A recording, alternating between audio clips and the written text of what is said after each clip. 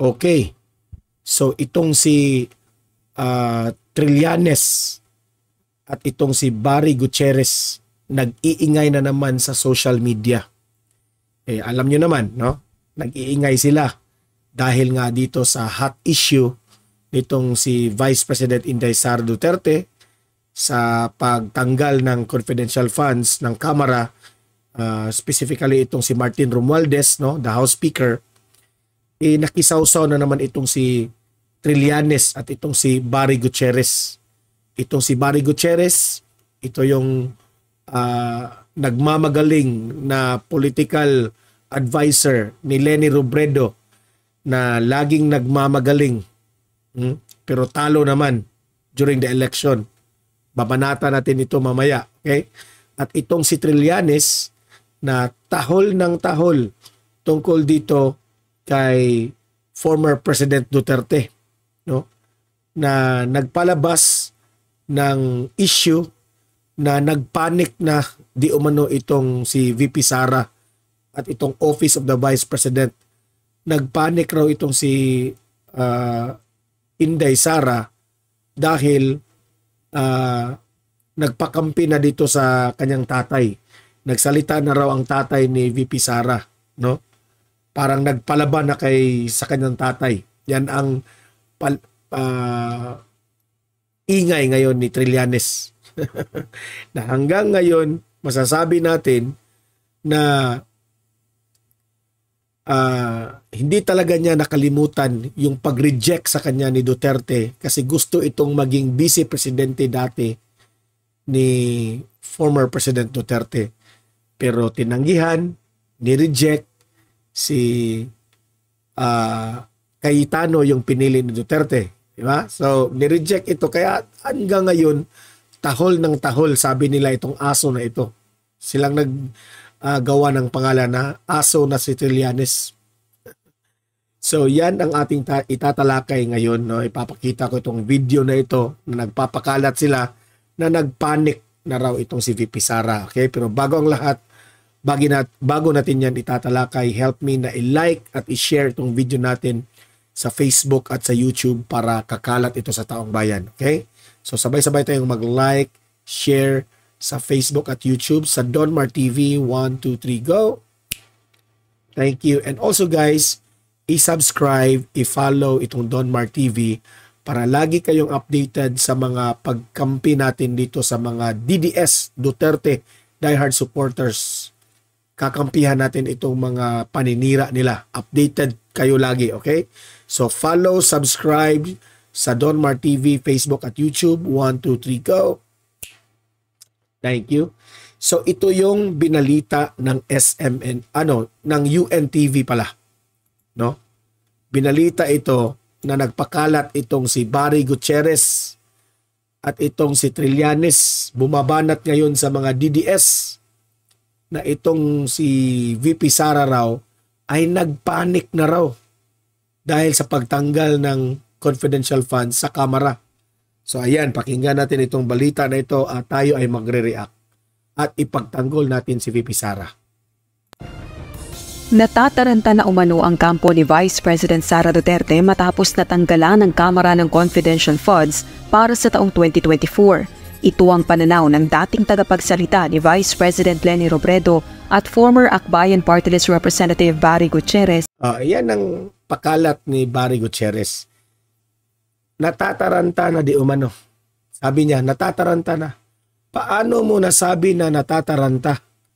Na kung susuriin mo sa Facebook profile ni ni Vice President Inday Sara Duterte, tuwang-tuwa itong si VP Sara sa kanyang trabaho, Barry Gutierrez. Nagpapakalat ka na naman ng kung ano-ano na nagpapanik. O baka kayo yung nagpapanik? Kayo rin natataranta. Dahil hanggang ngayon, noong panahon ng eleksyon, pakalat ka ng pakalat na mananalo si Leni Robredo, mataas yung rating, malira yung rating na mataas yung ganon. Sabi mo, mali yung rating na mataas si PBBM, taas si Sara, o ano ngayon? hindi na kami maniniwala sa inyo. Political analyst ka, political advisor ka, pero hindi kami maniniwala sa inyo dahil lahat ng mga sinasabi mo, palpak, walang naging totoo. Oh, sabi mo, mananalo si Leni Robredo. Saan na yung pagkapanalo ni Leni Robredo? Oh, hanggang sa utak mo lang. Oh, ikaw lang ang nanalo sa sarili mong analysis. Oh, saan yung nagpapanik dyan? Baka yung mukha mo, tingnan mo yung mukha mo, parang nagpanik na. Parang yung mga manok nyo hindi na makabalik sa politika. Kasunod ng paglalabas ng pahayag ng ama ni VP. At isa pa itong si Trillanes ha. Ikaw Trillanes, tahol siya ng tahol ngayon dahil nagsasalita na itong si former President Duterte. Tungkol dyan sa issue ng Kamara na malaki pala ang mga ginagasto ng pera dyan sa Kamara na hindi masyadong malinaw kung saan pupunta. Dapat kasi itong si former President Duterte nag-demand ng liquidation. I-audit lahat yung mga ginasta nyo. Hindi lang i-single out si VP Sara na si VP Sara lang inyong pinopoint out, biniblame, pinag-explain sa mga confidential funds. Ngayon, ang Kamara tuloy ang natataranta. Kayo yung napapanik. Anong sabi mo Trillanes na si Duterte raw ang kalaban nito para tumahimik raw itong si former President Duterte, ICC lang. Saan na ba yung ICC? Ha? Sabi pa nga ni former President Duterte, he's willing to die and he's willing na mabilanggo kung ibilanggo siya ng ICC. Pero ayaw niyang mabilanggo sa ibang lugar. Gusto niya lang dito sa Pilipinas. Ganyan ang totoong hero, Trillanes. Ha? Pinag-initan ito ng ICC pero hindi ito natatakot. Willing itong magpapreso kapag dito sa Pilipinas, wag lang doon sa ibang lugar outside the Philippines. Pero ikaw, anong ginawa mo? Ano ginawa mo sa time ni Arroyo? Nag-revolt ka pa. Ha? Dinamay mo pa yung ilang mga sundalo natin. Anong ginagawa mo? Nag-surrender ka rin. Yan ang sabi ni Duterte. Sumurrender ka. Hero ba yan? Para sa amin, mas matapang itong si former President Duterte. Ito yung may bayag compare sa iyo, Trillanes. Kasi kontra ka ng kontra sa gobyerno ni Arroyo noon, pero surrender ka lang pala. Pautot mo, Trillanes. Puro ka drama. Wala kang magawa. Sara na si dating Pangulong Rodrigo Duterte kaugnay ng issue. Sa unang pagkakataon na pagsalita kaugnay ng liderato ng Kamara, sinabi ni dating Pangulong Duterte na kung balak tumakbong presidente ni Speaker Martin Romualdez, hihingi siya ng audit kung paano ginastos ang... Itong si former President Duterte, clarify niya, wala siyang problema dito kay House Speaker Martin Romualdez kung ikaw ay tumakbong presidente. Mag-giveaway na lang yung mga DDS inyo. Mag-giveaway na lang itong si Vice President Inday Sara Duterte kasi hungry ka for power eh. Hungry kang maging presidente, Martin Romualdez. Sabi ni Duterte, sa'yo na yan. Sa'yo na yung pagiging presidente. Hindi yan itong mga Duterte, hindi ito hangul sa power. Okay? Okay na yung Vice President ni VP Sara.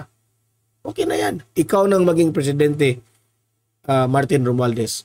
Pero, ang taong bayan, kasama itong si Duterte sa panawagan niya, ang taong bayan, ang kasundaluhan, itong mga farmers, itong mga religious groups, no?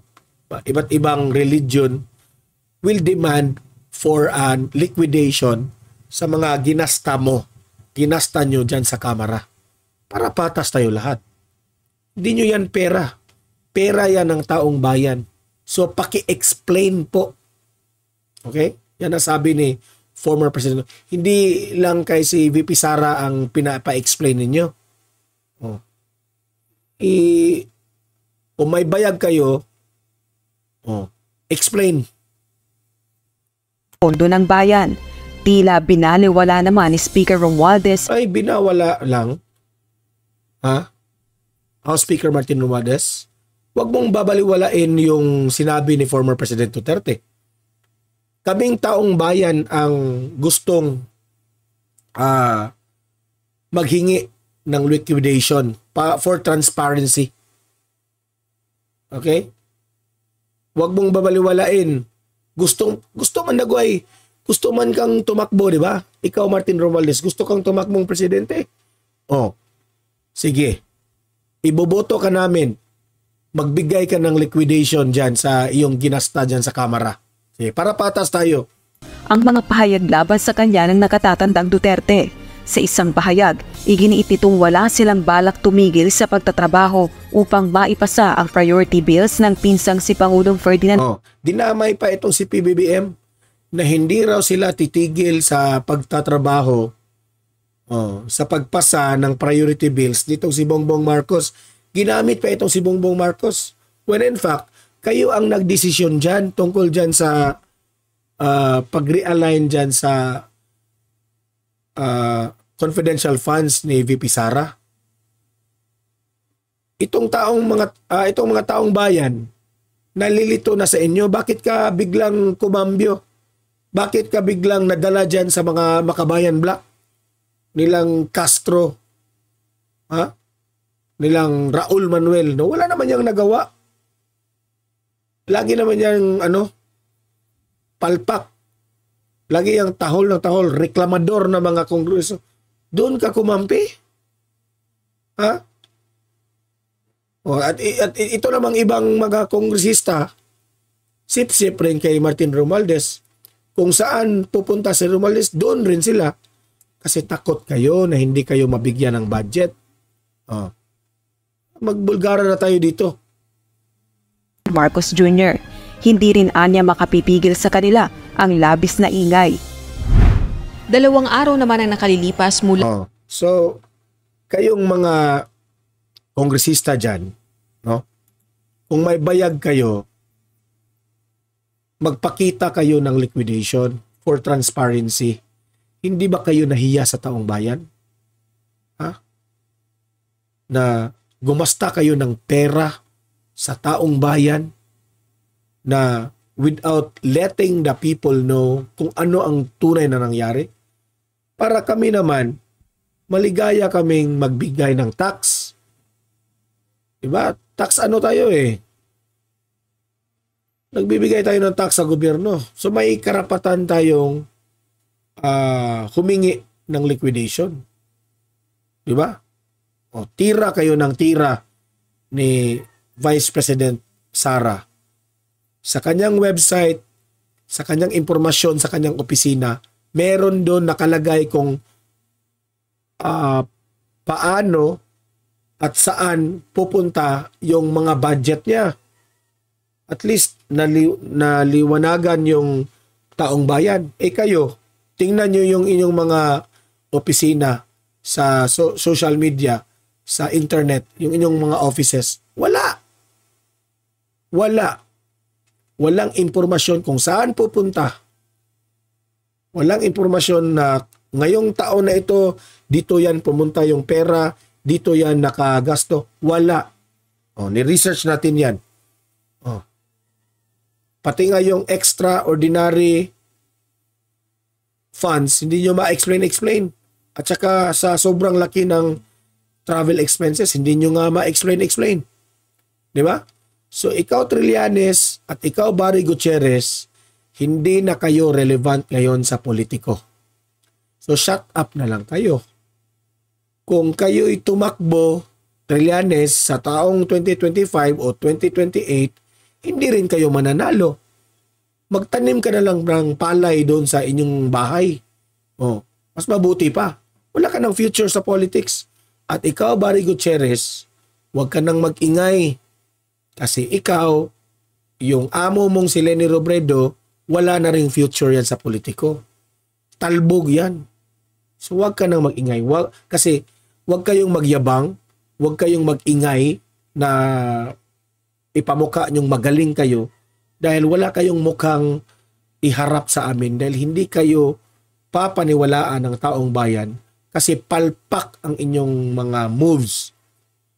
Palpak dahil talo kayo during the election, di palpak. Di ba? Talo, palpak means hindi na maniniwala ang taong bayan sa inyo. So shut up na lang kayo. Di ba? Para hindi kayo mababanatan sa mga supporters ng Duterte at mga Marcos loyalist. Okay? So kayong mga audience ko dito, libre kayong mag-comment, mag-react tungkol sa issue na ito. Pag-usapan natin ito, okay, sa comment section. Ano masasabi nyo dito kay Barry Gutierrez at Trillanes?